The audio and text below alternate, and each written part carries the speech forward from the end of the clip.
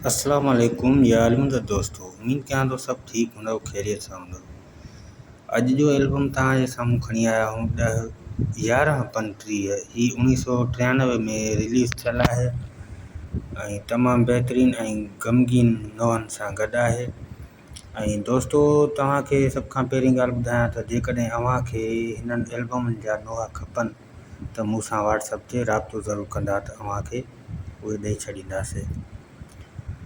ऐं हाणे हिन एल्बम खे तयारु करण लाइ ख़ासि हथु जेको आहे गोहर गदाई साहब जो, जेको तमामु बहितरीनु शाइरु आहे ऐं हिन कुझु गीत बि लिखिया आहिनि ऐं ही मौलाई माण्हू आहे ऐं हिन नोहा जाम लिखिया आहिनि।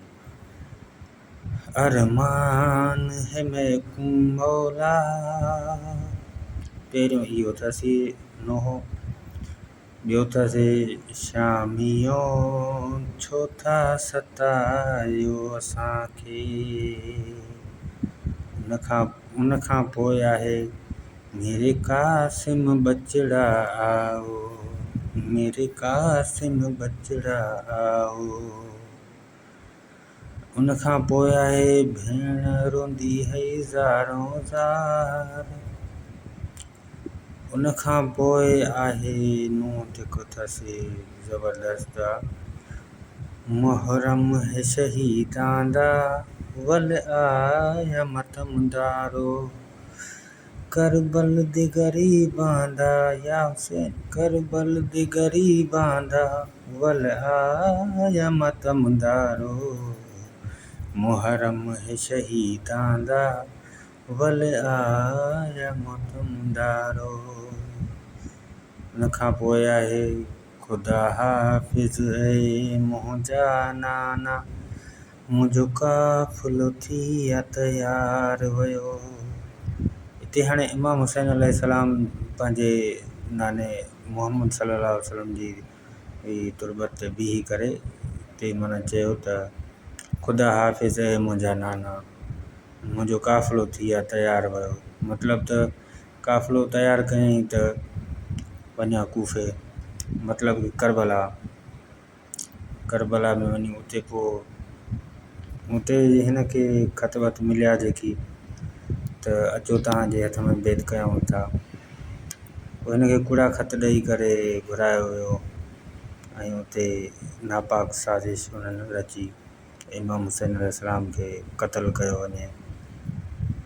त बहरहाल इहा वॾी ग़म जी दास्तान आहे ऐं अव्हांखे ख़बर हूंदी ऐं अव्हां ॿुधी बि हूंदी, काफ़ी यूट्यूब ते हलनि था पिया काफ़ी किसा, पुराणा किसा आहिनि। उनखां पोइ आहे नूंहं अथसि मोटी मुहर्रम आयो, मोटियो कीन इमाम। इहो ज़बरदस्त नूंहं अथसि, सुठो बहितरीनु अथसि। उनखां पोइ आहे मुंहिंजी पसंदि जो नूंहं आहे है मदीने जा परदेदारा, है मदीने जा परदेदारा, कीअं ॾिठियां शाम बाज़ारा, कीअं गईं आहिनि दरबारा। है मदीने जा परदेदारा, है मदीने जा परदेदारा। ऐं दोस्तो, हीअ एल्बम हिते ई पूरो आहे ऐं हिन में काफ़ी हिननि खे दोस्तनि खे ख़बर न हूंदी आहे त ही नोहा उस्ताद जा केतिरा निकितल आहिनि ऐं केतिरा एल्बम हिन रिलीज़ कया आहिनि। हिन जा एल्बम नाज़ प्रोडक्शन में 13 एल्बम आहिनि ऐं हैदरी में 8 या 9 एल्बम आहिनि।